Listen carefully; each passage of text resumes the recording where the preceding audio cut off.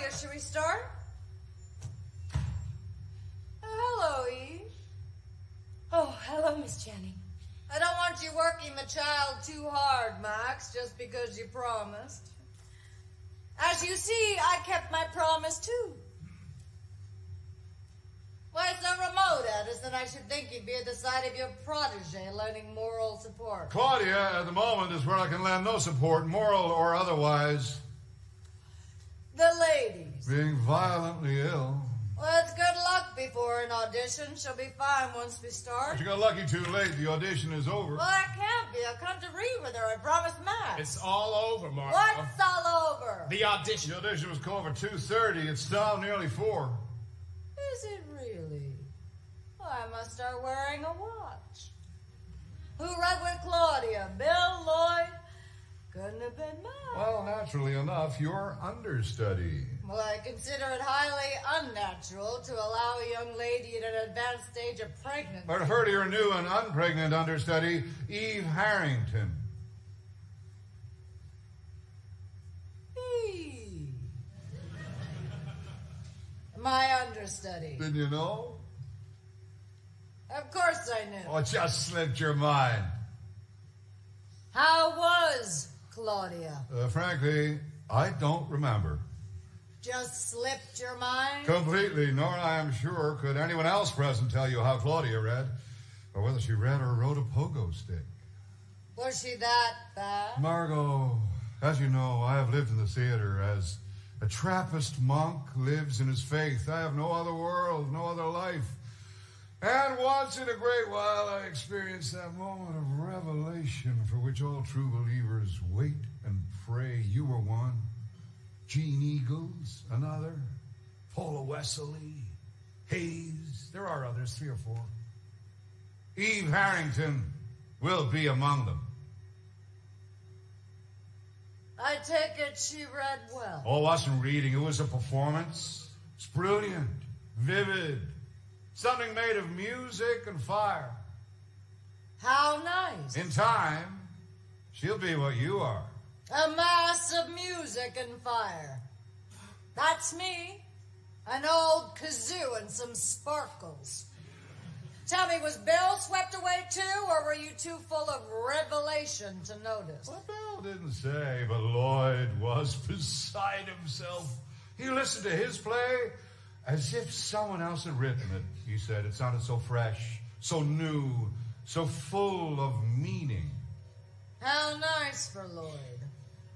How nice for Eve. How nice for everybody. Eve was incredibly modest. She insisted no credit was due her. That Lloyd felt as he did only because she read lines exactly as he had written them. The implication being that I have not been reading them as written. To the best of my recollection, neither your name nor your performance entered the conversation. Feeling better, my dear? Like I just swam the English Channel. Now what? Your next move, it seems to me, should be toward television. Do they have auditions for television? That's all television is, my dear. Nothing but auditions. So Eve has not been working for Max after all. Max, you sly puss. Miss Channing, I can't tell you how glad I am you arrived so late. Really, Eve? Why? I wouldn't have dared to read at all.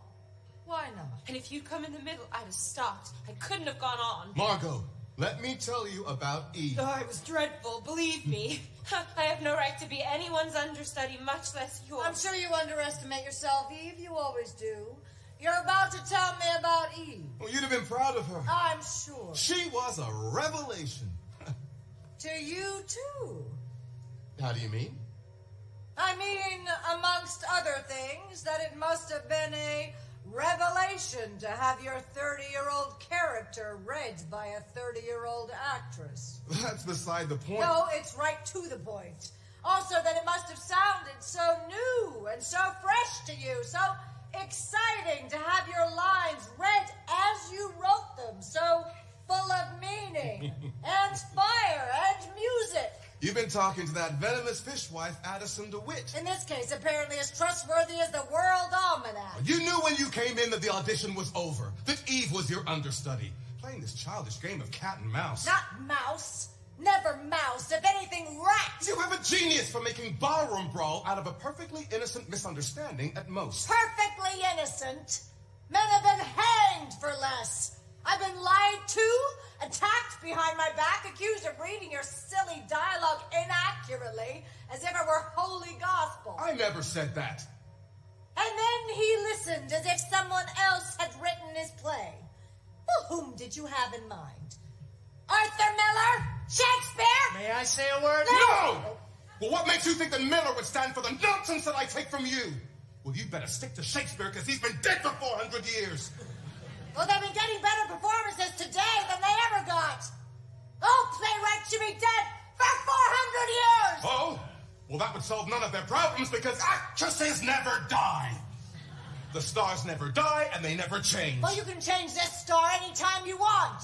For a new, fresh, exciting one, fully equipped with fire and music. Anytime you want, starting with tonight's performance. This is for lawyers to talk about. This concerns a run-of-the-play contract, and this you can't rewrite or ad-lib. Are you threatening me with legal action, Fabian? Are you breaking the contract? Answer my question. Who am I to threaten? I'm a dying man. I didn't hear you. I said I'm a dying man! Not until the last drugstore has sold this last pill. I shall never understand the weird process by which a body with a voice suddenly fancies itself a mind. Just when exactly does an actress decide that they're her words she's saying and her thoughts she's expressing? Usually at the point she has to rewrite and rethink them to keep the audience from leaving the theater.